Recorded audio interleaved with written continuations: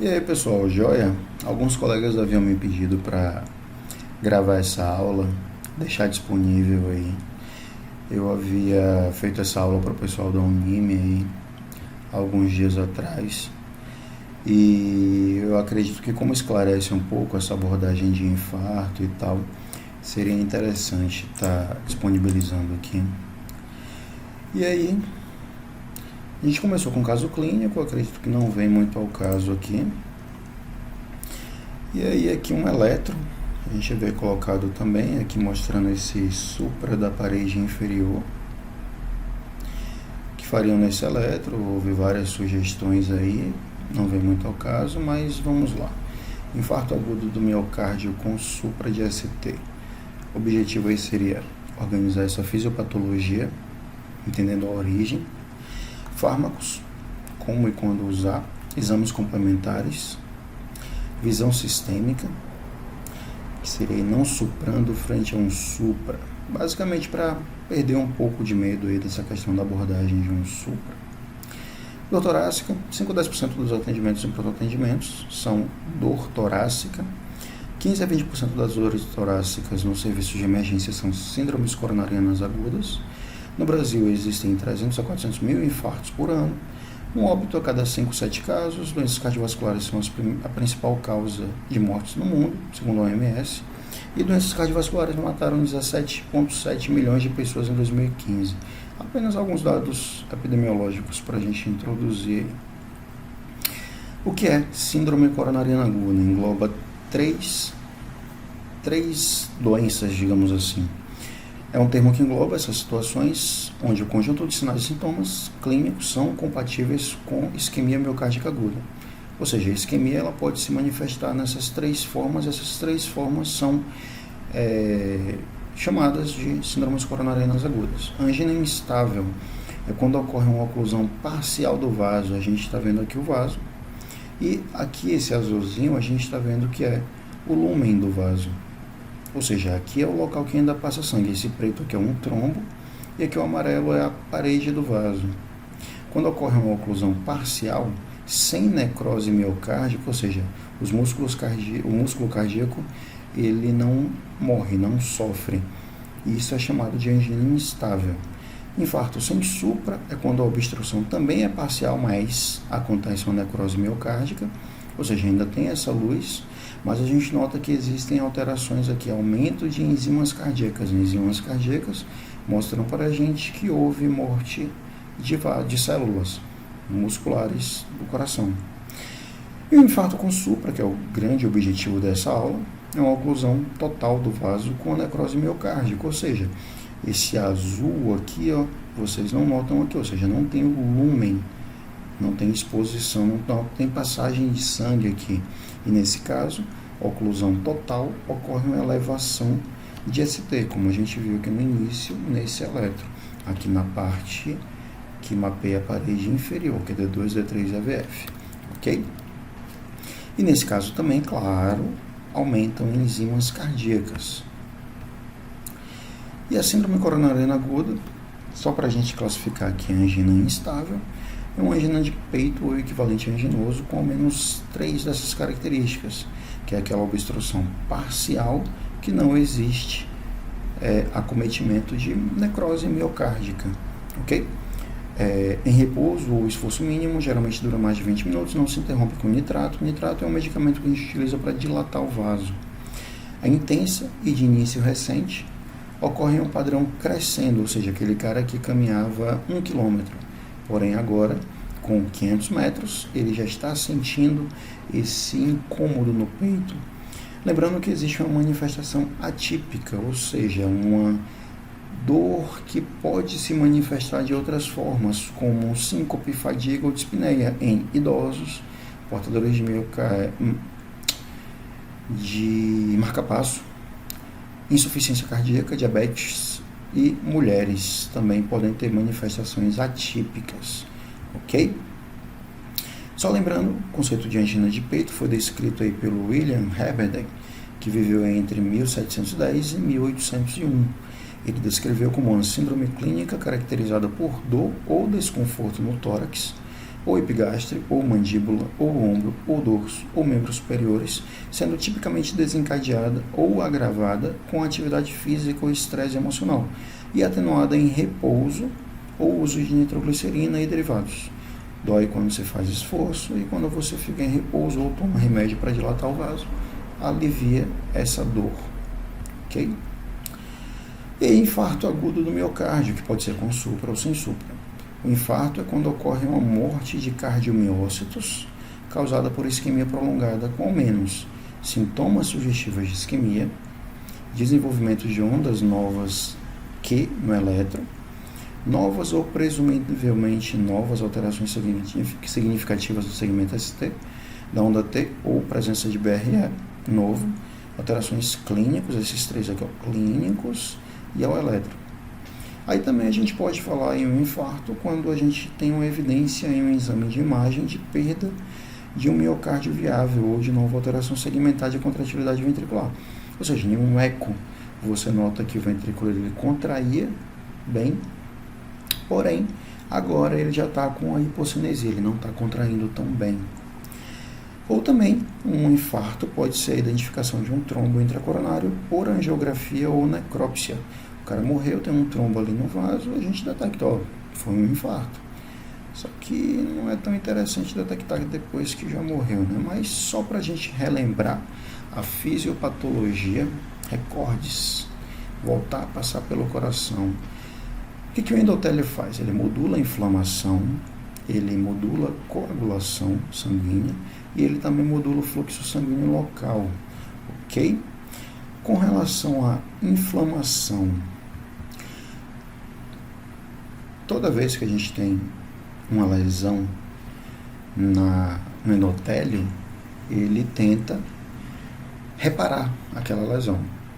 Ou seja, estresse do cigarro, estresse oxidativo, lesionou a parede do vaso. Se lesionou a parede, tem que haver uma cicatrização daquilo dali, ok? Toda agressão ao endotélio, o endotélio é a camada mais interna do vaso que reveste o contato entre o sangue e a parede do vaso.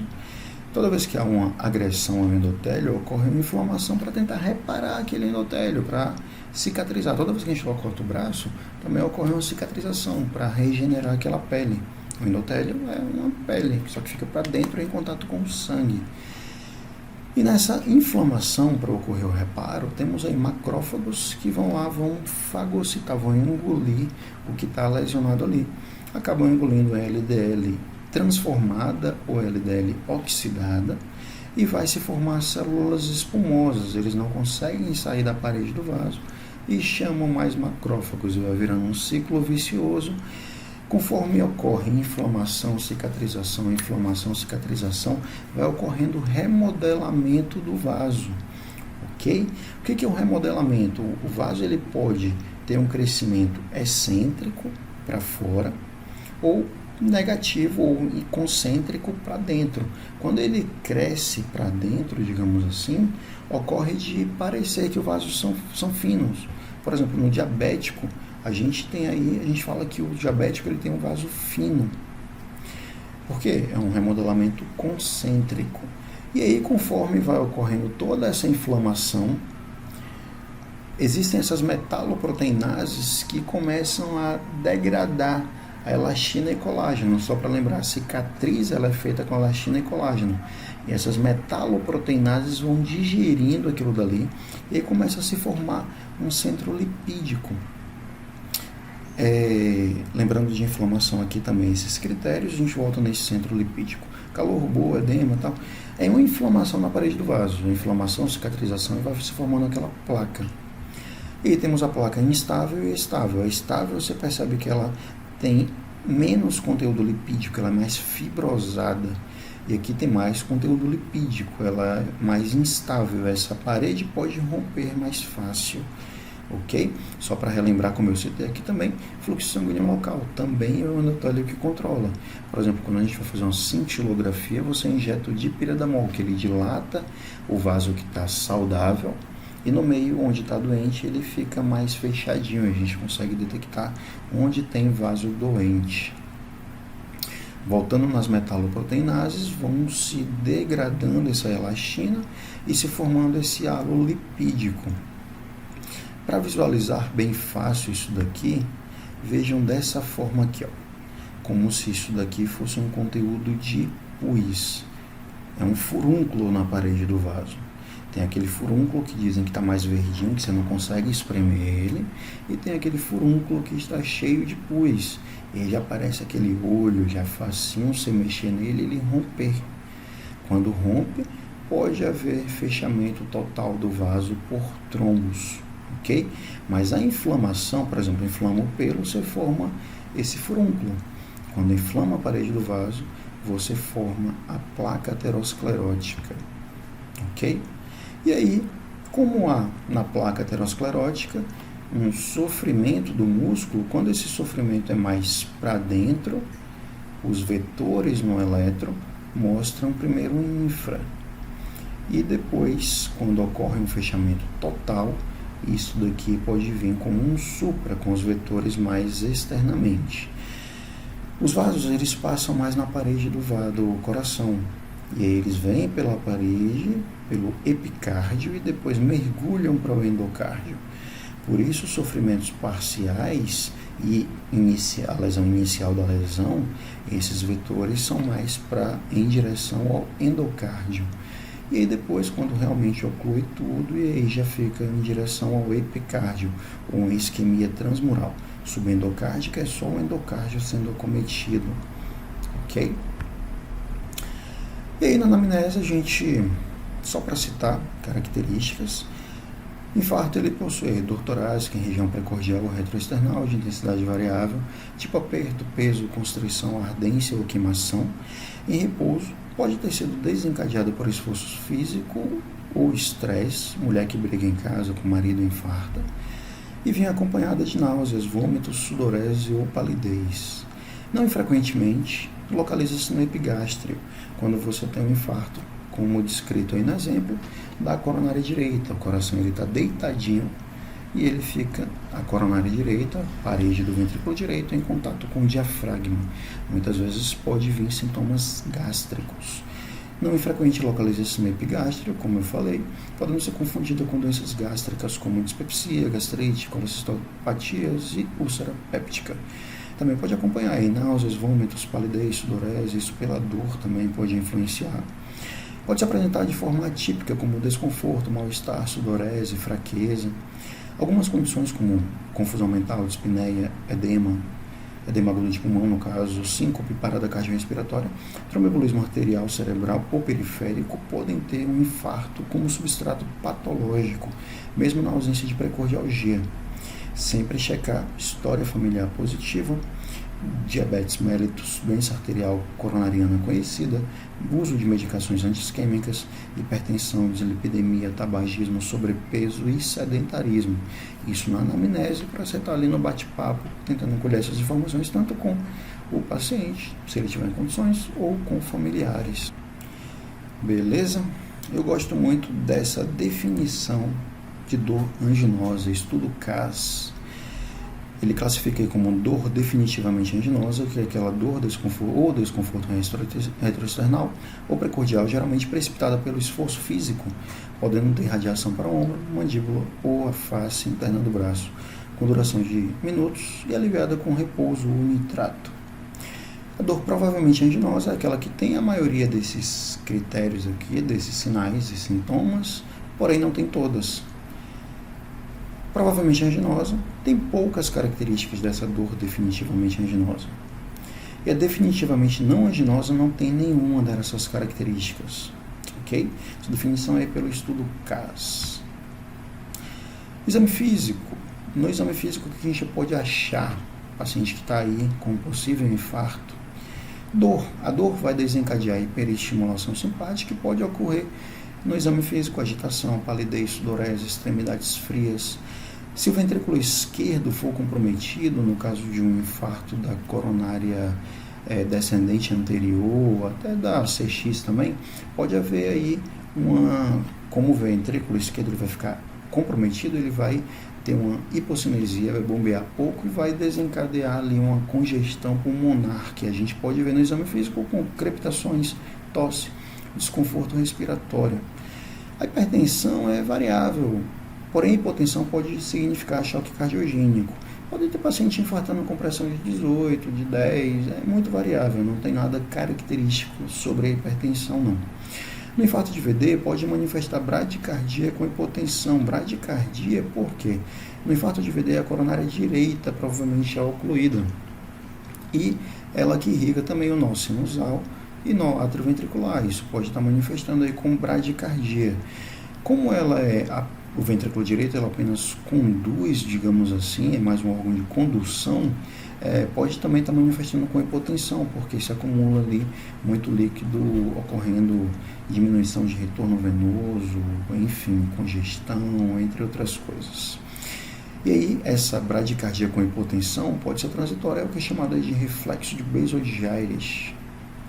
Hipotensão sem congestão pulmonar, a gente pensa em infarto agudo de VD, hipovolemia, o uso de fármacos, tudo que vai estar dilatando mais as veias, reduzindo o retorno venoso.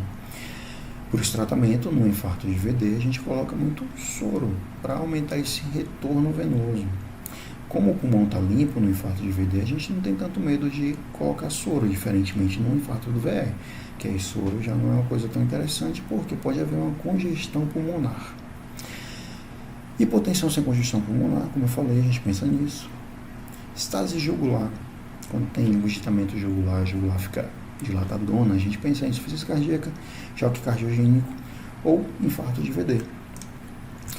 Diagnóstico diferencial, a gente também tem que estar pensando aí em dissecção aguda de aorta, e por isso sempre bacana avaliar pulsos, presença, simetria e intensidade. Temos aqui ao lado também essa tabelinha de Killip, que a gente classifica a mortalidade em 7 dias, o risco de ter morte em 7 dias.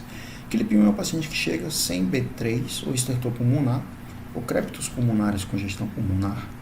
Killip 2, dispneia e estertor pulmonar na metade inferior do pulmão, ou B3, e a mortalidade aumenta. Você vê que quanto mais vai dando insuficiência cardíaca, mais aumenta essa mortalidade. Killip 3, edema agudo de pulmão, com mortalidade de 38%. E quando o cara chega em choque cardiogênico, a mortalidade chega a 81%. Muda. Exame físico, lembrando, eletro ainda é parte do exame físico do cardiologista. Ok? Por isso que está incluído ainda em exame físico, aqui o eletro. O que a gente acha no eletro? A gente pode ter uma T apiculada, os passos a passos, digamos assim. No início, primeiro uma T apiculada, que vai virando um supra de ST, e logo depois vem a cicatriz, que é onda Q. Esse é a história natural do infarto dentro do eletrocardiograma. Ou seja, muitas vezes você pega um paciente com T apiculada e, não é infarto. Não, porque pode ser ainda bem no início, que ainda vai evoluir com o supra, e depois com onda Q. Q já é quando quebrou tudo, que aí já tem uma área inativa, uma necrose miocárdica. Aqui é apenas para a gente mapear paredes, derivações, o eletro de 12 derivações. Nas derivações de V1 a V4, a gente mapeia a parede anterior. Altamente sugestivo que a descendente anterior seja a artéria culpada pelo infarto. De V1 a V6, D1 e AVL, a gente já pega o anterior extenso. E aí também muito provavelmente DA culpada. Depende do grau de obstrução. Mais distal, mais proximal, por isso que mesmo a DA sendo a única culpada aqui nesses dois casos, ela pode pegar derivações diferentes. Quando a gente tem D2, D3 e AVF, V3 e V4R, lembrar sempre fazer essas derivações. Tem de 12 derivações, mas a gente pode colocar derivações, aumentar derivações adicionais, no caso.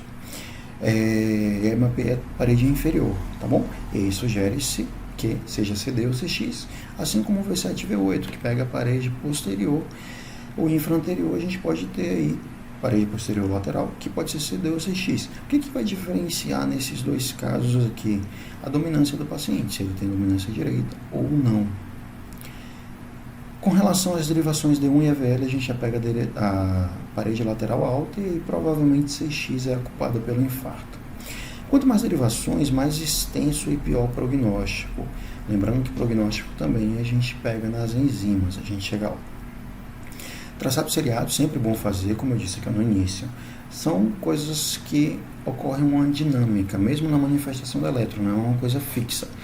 Quando a gente faz traçados seriados e derivações adicionais, como V7, V8, V3, V4R, a gente aumenta a sensibilidade para 85% a 90% do exame eletro.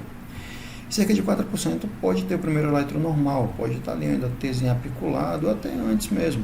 E sempre lembrar que nos diagnósticos diferenciais de infarto, a gente pode ter pericardites, que também causam supras em todas as paredes praticamente, pacientes que possuem repolarização precoce, HVE, ou hipertrofia ventricular esquerda, e um infarto prévio também, que pode ter aí essas ondas Q ou áreas eletricamente inativas.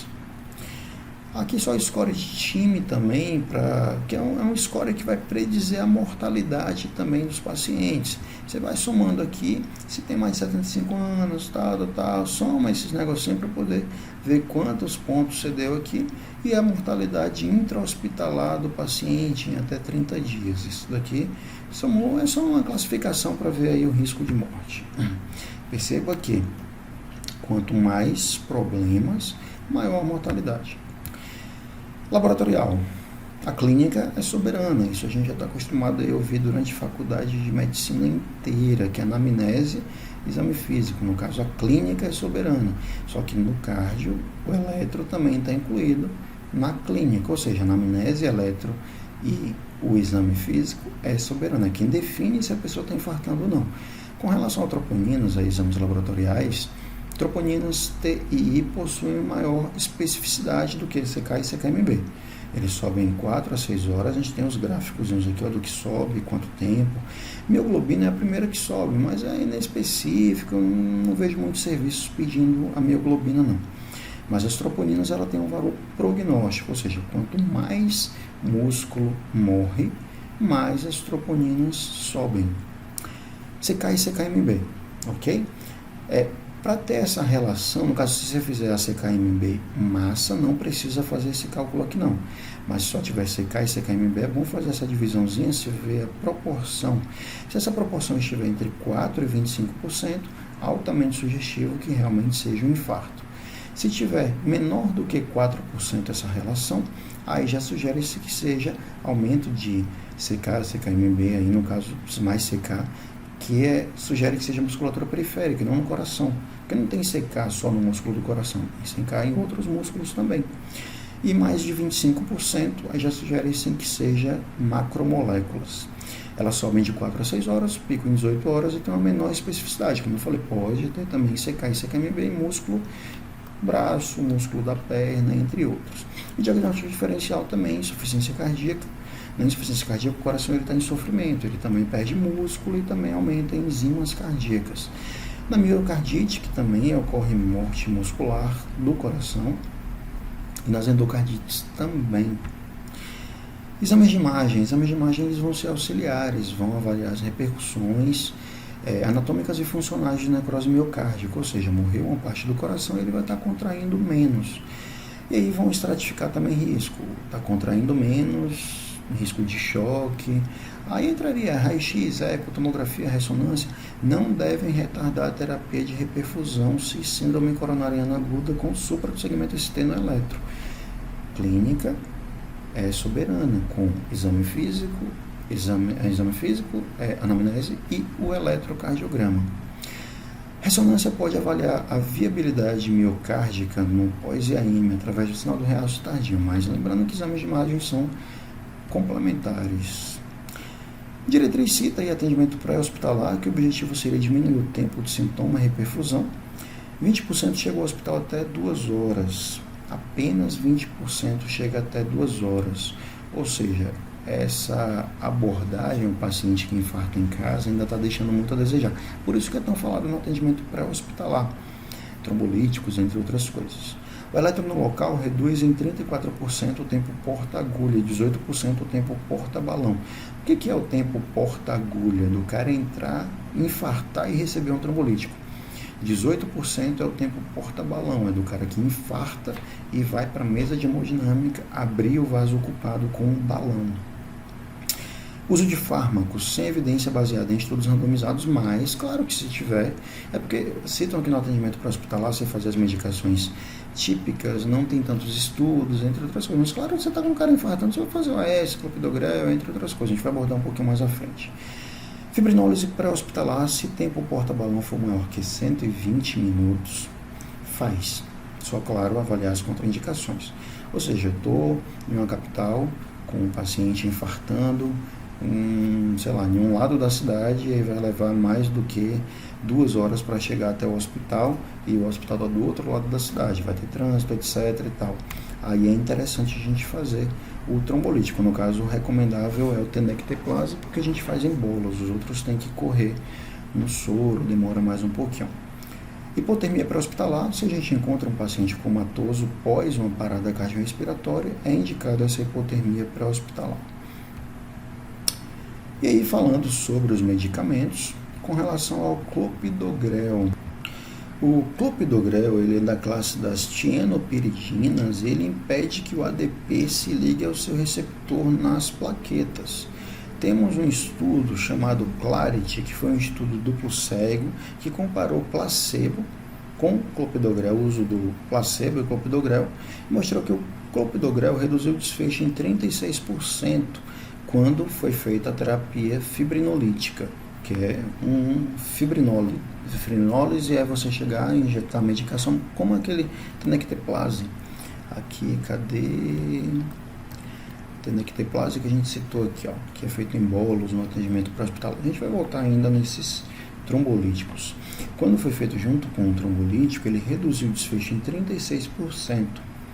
E não aumentou o sangramento, por isso que ele é muito indicado. Temos aí também outros medicamentos que são semelhantes, tianopiridina, o prasugrel, que possui um início de ação mais rápida. O ataque dele é feito de 60 mg e a ação em 2 a 4 horas. Alguns usam porque é descrito que clopidogrel, em cerca de 25% dos pacientes, ele pode ser resistente. Pessoa sendo resistente ao clopidogrel, cerca de 25% das pessoas. Porém, o prasugrel, o paciente sangra mais. Tem aí o estudo Triton, que foi feito também, que mostrou que o prasugrel ele é inferior ao clopidogrel em pacientes que têm um AVC ou que tiveram um AIT prévios, ou quando tem menos que 60 quilos, ou tem mais de 75 anos. Por falar em mais de 75 anos, não devemos fazer a dose de ataque do clopidogrel. A gente utiliza as doses de 300 mg se for fazer uma trombólise com menos de 24 horas para ir para o ICP. A gente usa 600 se a trombólise já foi realizada há mais de 24 horas e ele ainda vai para a angioplastia. E também na angioplastia primária, a gente também usa 600 mg, ok? Apenas se fizer o trombolítico a menos de 24 horas, ou seja, fiz o trombolítico agora e ele vai para a angioplastia daqui a 6 horas, aí a gente faz 300, tá bom? Se for fazer em mais de 24 horas angioplastia ou angioplastia primária, já a dose é de 600. E a manutenção a gente faz 75 mg uma vez ao dia, em maiores de 75 anos, como eu coloquei aqui, não faz a dose de ataque, a gente utiliza também apenas a dose de 75 uma vez ao dia, ok? Apenas para citar também, temos aí o ticagrelor. Ticagrelor pode ser uma alternativa ao clopidogrel para pacientes que vão ser submetidos à angioplastia primária. Hemodinâmicas gostam pra caramba do ticagrelor. E a dose de ataque dele é de 180 mg e a gente faz a manutenção de 90 mg. Porém, não existem estudos do uso em pacientes dialíticos, não sendo recomendável usar em pacientes dialíticos. A termo de curiosidade, também citar aqui o voraxapar, que são antagonistas do PRA1. Tem um estudo chamado Tracer, que mostrou que não reduziu desfechos e aumentou o número de sangramentos, é tanto que o estudo foi até interrompido. Temos aí também os inibidores da glicoproteína 2B3A, um exemplo é o tirofiban. Ele é contraindicado em uso rotineiro, ok? Em trombólise, quando foi usado junto com trombolítico, o tirofiban, ele aumentou complicações hemorrágicas. Tivemos aí o estudo Finesse, mostrou que não reduziu desfechos isquêmicos e aumentou hemorrágicos. É geralmente utilizada na angioplastia primária quando o hemodinamicista ele vê que o paciente está com alta carga de trombos e também possui complicações trombóticas. Aí ele avalia e vê se vai usar ou não, ok?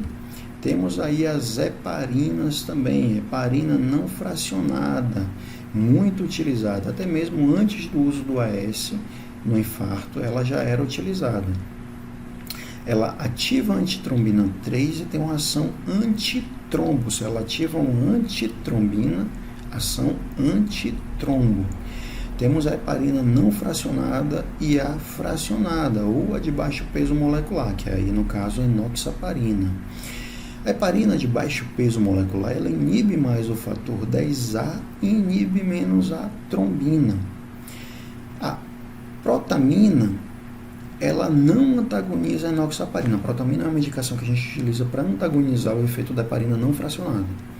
Ela não antagoniza a enoxaparina, porque a protamina ela age mais na via da trombina. Como a enoxaparina atua mais no fator 10A, ela inibe menos a trombina, logo a protamina não inibe o efeito da enoxaparina. Ok? Alguns estudos mostraram que a enoxaparina ela reduz mais os desfechos e óbitos em relação à heparina não fracionada, sem aumentar sangramento. Acaba que é a mais utilizada aí ultimamente. Em pacientes que têm menos de 75 anos, a enoxaparina usamos de 30 mg EV em bolos e depois 1 mg por quilo de 12 em 12 horas. É facinho, o paciente pesa 60 kg, a gente usa 60 mg de 12 em 12. Facinho calcular ela. Quando tem mais de 75 anos, a gente não faz o bolos e utiliza 0,75 mg por quilo de 12 em 12, até alta hospitalar. Lembrando que pacientes que têm problemas renais, a dose também é 0,75. A heparina não fracionada, a gente faz um bolo de 60 unidades por quilo e logo depois mantém aí 12 unidades por quilo por hora, no máximo 1.000 unidades, ok? E faz o controle com TTPA para manter aí o TTPA entre 1,5 a 2 vezes o controle. Aqui é uma fotinha da diretriz mostrando indicações, etc e tal. Fique à vontade para fazer a leitura, não vou citar muito isso daí não. Só mais um detalhe, o Fondaparinux é uma medicação que tem uma ação de inibir diretamente o fator 10A, porém é contraindicado na angioplastia primária, ele acabou gerando mais tromboses aí em alguns estudos. Porém, no infarto com supra, a gente pode utilizar a dose de 2,5 mg subcutâneo ao dia durante 8 dias. Ele é até mais fácil que a enoxaparina de fazer uso, que é 2,5 subcutâneo uma vez ao dia, acabou. Temos também os antitrombínicos direto, no caso a bivalirudina, porém não mostrou nenhuma superioridade, não é tão indicado, tá bom? AS é clássico, né? O AS reduz em 23% a mortalidade quando ele é isolado e 42% quando é associado a streptokinase no infarto. Contraindicado a pessoas que têm hipersensibilidade, úlcera péptica ativa, discrasias sanguíneas e hepatopatias graves. A ação dele, só para a gente lembrar, ele é inibidor irreversível da COX-1, inibe a formação do tromboxano A2 pelas plaquetas e prostaciclinas pelo endotélio. A gente deve usar em todos os infartos. Aí vem a grande dúvida, o paciente já faz o uso diariamente do AS em casa, e aí, eu dou a dose de ataque? Não é preciso, tá bom? Se ele já vem usando diariamente o AS, temos aí pacientes com diabetes que fazem uso diário, e quem já infartou, se vem fazendo uso diariamente, não precisa fazer essa dose de ataque, que é de 160 a 320 mg, mastigado e não tamponado. Manutenção a gente faz de 100 mg ao dia, como eu falei, em diabéticos e pessoas que já infartaram, ok? Falando em anticoagulação, a gente pode aí falar sobre os anticoagulantes que eles são utilizados, Marevan, Xarelto, no caso do rivaroxabana, eles são utilizados apenas quando existe um risco de trombose superando o risco de sangramento, ok? Quando tem um trombo em ventrículo esquerdo, ou quando tem alto risco de ter trombos, como numa acinesia, ou seja, o ventrículo, a pontinha dele não movimenta, uma acinesia apical pós-infarto. A gente pode utilizar um anticoagulante por 3 meses. Outros casos aí também são fibrilação atrial, quando o cara tem uma prótese mecânica, quando já teve uma trombose venosa profunda, e aí vai colocar, por exemplo, stent convencional. A gente tenta sempre colocar stent convencional porque faz a terapia tripla, pelo menor tempo. Com 3 meses a gente consegue tirar o clopidogrel. Evitar farmacológico nesses casos, porque a anticoagulação teria que ser em torno de 1 ano, tá bom? Rivaroxabano, inibidores do fator 10A, quando foi utilizado nesse contexto, foi interrompido o uso, tá bom? No caso tem que mais pelos Marevans, entre outras coisas. Foi interrompido porque ele aumentou sangramentos, e aí no caso não é indicado. Cadê? Muda. Morfina, vamos falar dela. Como o paciente tem dor e tem uma ativação simpática, você aumenta o consumo miocárdico e por isso é indicado usar também a morfina em pacientes que têm infarto. No pré-hospitalar a gente pode fazer de 2 a 8 mg a cada 15 minutos, monitorando a pressão. Uma opção é a meperidina de 20 a 50 mg fracionado, mas a grande maioria tolera a morfina muito bem. Só tem que ficar um pouquinho de olho em pacientes que têm insuficiência cardíaca e tiveram infarto de VD, porque a morfina, assim como diuréticos, ele reduz a pré-carga, diminui o retorno venoso, que os vasos dilatam. É tanto que paciente que está com edema agudo de pulmão, a gente geralmente faz morfina e furosemida. Se o paciente tiver hipotensão e bradicardia, a gente pode fazer a atropina 0,5 a 1,5 endovenoso. Se tiver depressão respiratória, pelo uso da morfina, a gente pode dar o naloxone 0,1 a 0,2 mg a cada 15 minutos na veia. Aqui só a indicação, não sei, para o uso de morfina. Estatinas, é bem indicado sim as estatinas no infarto agudo do miocárdio. Lembra que eu falei lá no início que a parede do vaso, a placa, seria um furúnculo na parede do vaso? Pois é, estudo asteroide com uso de Rosuva 40 mg durante 2 anos mostrou que as estatinas conseguem diminuir a concentração de pus na parede do vaso e aumenta a fibrose na parede, ou seja, dá mais estabilidade àquela placa aterosclerótica. Por isso as estatinas são indicadas. Os estudos aí com uso no infarto mostram que ela também diminui a mortalidade, reduz a LDL. Se tem menos LDL, vai reduzir a quantidade de LDL oxidada, também reduzindo a inflamação, reduzindo o conteúdo de pus, tá bom? É indicado a atorvastatina de 10 a 80 ou simvastatina de 10 a 40. Ficar de olho aí nas contraindicações, no caso hepatopatia descompensada e alergias também, ok? Trecho de um arquivo brasileiro de endocrinologia publicado em junho de 2007 diz que doença arterial coronariana é uma doença inflamatória e PCR é um fator de risco independente dos níveis de colesterol ou score de Framingham. Portadores de doença arterial coronariana possuem a interleucina 6 aumentada. A interleucina 6 vai lá no fígado e aumenta a produção de PCR, ok? Só lembrando um detalhe, se você for dosar o colesterol, a diretriz brasileira de cardiologia indica que você dose na hora, ou só um mês depois, porque nesse primeiro mês vai ter consumo e isso vai ficar falsamente alterado, ok? Se a paciente está em casa e chegou usando estatina com infarto, a gente dá a dose de ataque? Sim, é indicado pela diretriz fazer a dose de ataque, ok? Mudando aqui, beta-bloqueadores. Beta-bloqueadores, eles diminuem a frequência cardíaca, diminuem a pressão arterial, inotropismo e o risco de arritmias. Melhoram a perfusão, diminui o consumo miocárdico, porém tem aí como efeito colateral bradicardia. Sempre antes de usar é bom ficar de olho na frequência cardíaca.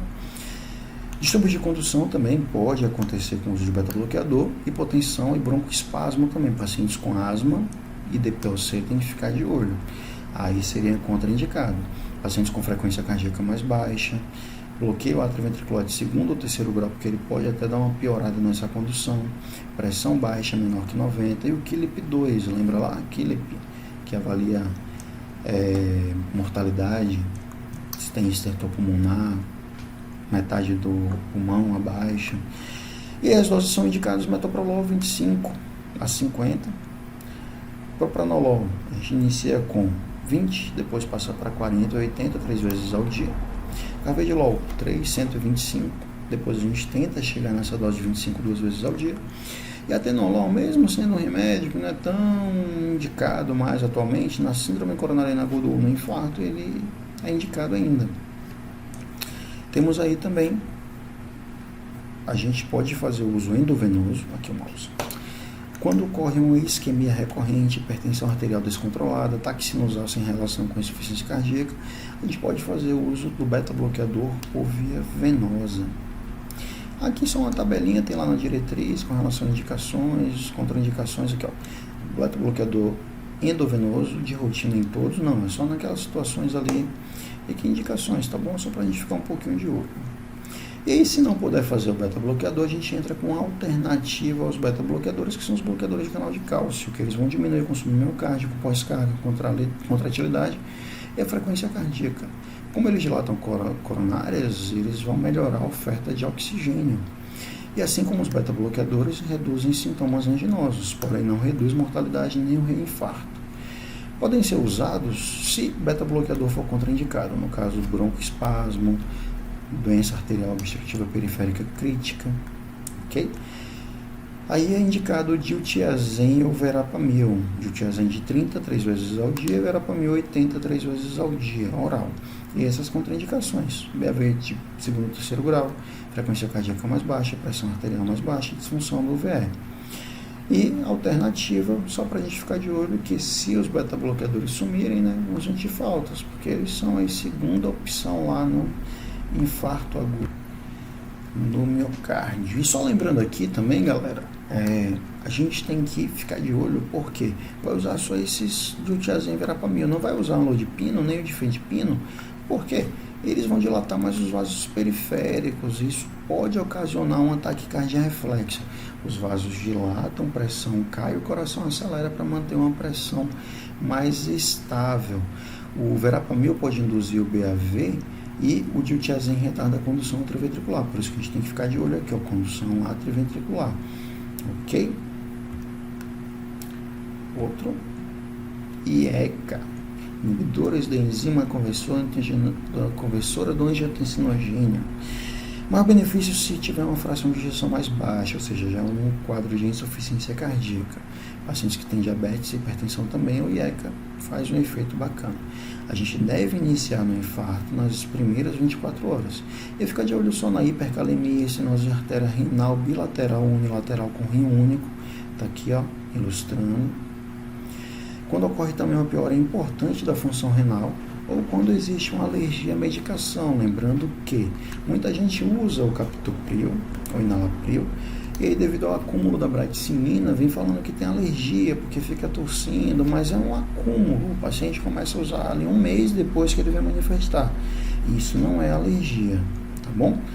O enalapril a gente usa de 2,5, 2 vezes ao dia, e o captopril de 12,5, 3 vezes ao dia. Se houver intolerância, a gente pode partir para os bloqueadores do receptor da angiotensina 2.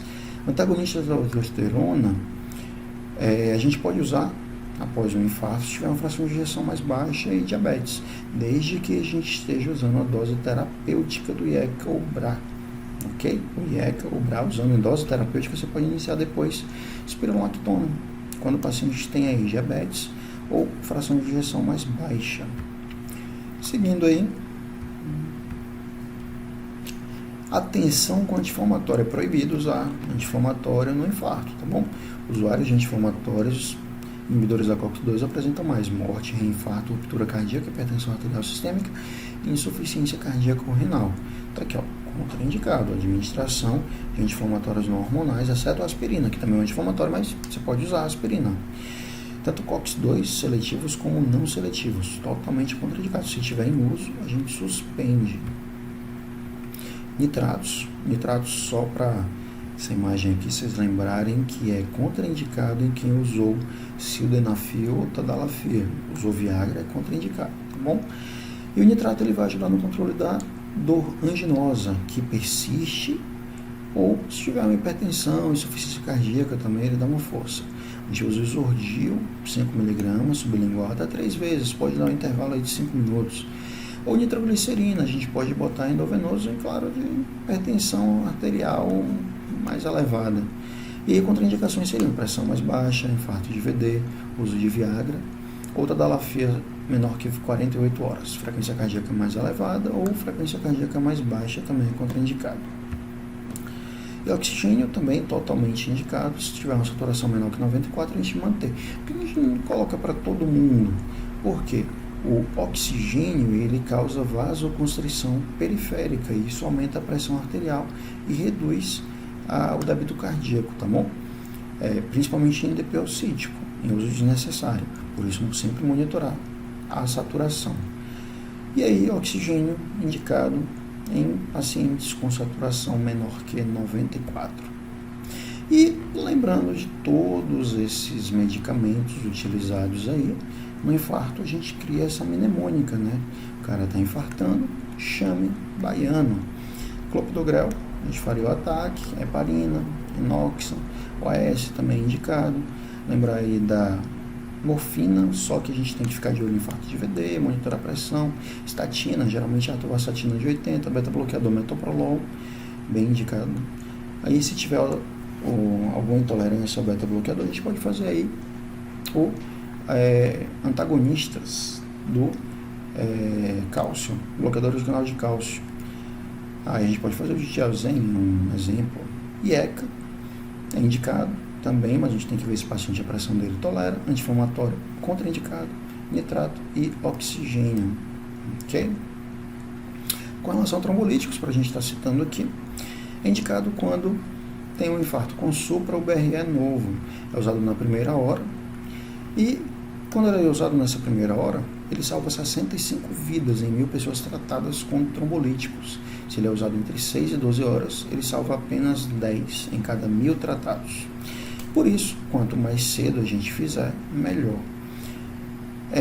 Para os pacientes tratados, 3,9 casos em 1.000 ocorre um AVE hemorrágico.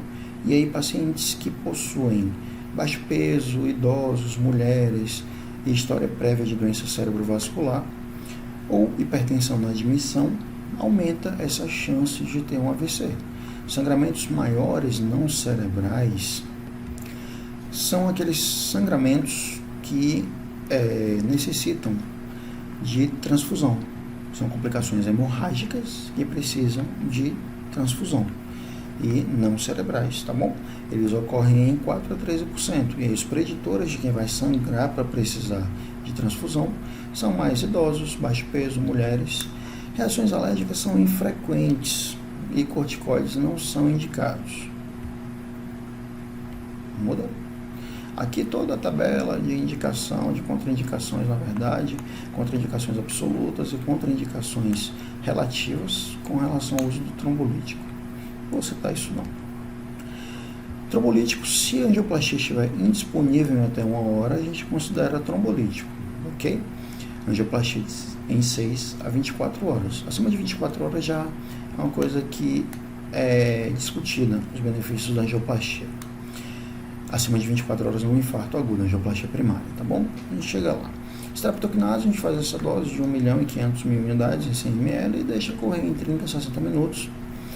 E temos aí a alteplase também, que a gente faz 15mg em bolos, aí depois 0,75mg por quilo em 30 minutos, depois 0,5mg por quilo em 60 minutos, máximo de 100mg. É difícil, acho meio chato calcular isso daí e tal, não sou muito fã não. Geralmente a gente faz a tenecteplase, que a cada 10 quilos, aqui ó, que você percebe que aumenta, a gente aumenta aí 5mg. E maior de 75 anos a gente usa metade da dose, só que é por peso, ok? Em todos os 3 trombolíticos a gente ajusta a heparina não fracionada pelo peso por 48 horas e mantém também aí ou a inoxaparina por 8 dias, ou a heparina não fracionada ou a fracionada durante 8 dias. Se usou streptokinase no infarto depois de algumas semanas, o paciente reinfartou, BRE, clínica, e a angioplastia está indisponível. Ele usou esse trombolítico, streptokinase. Eu posso usar novamente essa streptokinase se ele reinfartou após algumas semanas. ok? Será que a gente pode usar novamente nesse paciente que infartou? Vamos lá. Não é legal. Por quê? Ele desenvolve reação contra a streptokinase, ela vem do Streptococcus. E, como vem de Streptococcus, pode desenvolver anticorpos contra a streptokinase. E aí, se você administrar ela depois de um infarto, administrar aqui agora, depois de 5 dias, você entre 5 e 10 anos, 5 dias e 10 anos, se readministrar ela, paciente com anticorpos, ele pode desenvolver uma reação aí um pouco mais complexa. Sobre a questão das alergias também, a alteplase, pacientes que têm alergia à gentamicina, a gente não administra alteplase porque a gentamicina é utilizada na fabricação da alteplase. E aí, trombolíticos com AS tá ok, com clopidogrel tá ok, porém com novos anticoagulantes falta experimentar, tá bom? Só fazendo uma parodiazinha da música aí pra gente lembrar que AS e clopidogrel tudo bem com trombolítico, mas os novos anticoagulantes não. Angioplastia. O que é angioplastia? Entrar com o stent ali onde está ocluído, abre o stent e o stent fica aberto. Você permite o fluxo de sangue ali onde estava obstruído. Com balão, com ou sem implante do stent. Ok? A gente pode só simplesmente chegar lá e balonar. Só que balão você abre a lesão, só que é bom você chegar lá e colocar o curativo. O stent é como se fosse um curativo. O objetivo é restabelecer o fluxo coronariano de maneira mecânica. Ele é superior à trombólise. É preferencial quando existe uma contraindicação à trombólise ou quando existe choque cardiogênico. Se houver mais do que 24 horas do início de infarto e o paciente estiver estável, sem isquemia persistente, o que é isso? A gente avalia com dor, alterações no eletro, ou seja, ele não persiste com isquemia, o melhor é a gente fazer de forma eletiva. Aí a gente aborda o vaso-alvo, outros apenas se houver instabilidade ou isquemia persistente, eletro e clínica. Aí possui amplos critérios de inclusão, só que a gente exclui da angioplastia quando existe uma impossibilidade de identificar o vaso responsável, quando o infarto está relacionado à oclusão de vasos secundários ou terciários responsáveis pela irrigação de pequenas áreas do miocárdio, ou quando o vaso-alvo tem um fluxo anterógrado normal e percentual de estenose menor que 50%. Ok? Geralmente é feita a punção na radial superior e femoral é um pouco inferior porque sangra mais um pouquinho. A gente tenta na radial, ela é superior à femoral. Ok? Se a trombólise falhou e houve sinais de isquemia persistente, na clínica, o paciente continua com dor e o eletro também está alterado, ou se o paciente tem instabilidade hemodinâmica, aí está indicado fazer angioplastia de resgate. Se houver choque cardiogênico, considerar o balão intra-aórtico. Aqui também algumas indicações, aqui várias indicações da angioplastia, tem aí tudo na diretriz, não vou ficar abordando isso, e aí novamente chame baiano, só para a gente relembrar, e aí trombolítico angioplastia com esses critérios que a gente viu anteriormente. Fechada a aula, obrigado. Aqui é uma imagem que eu peguei do drone, aqui de que achei fantástica essa imagem.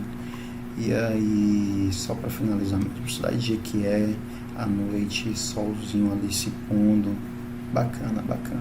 Peguei essa imagem no dia 2/4/2020.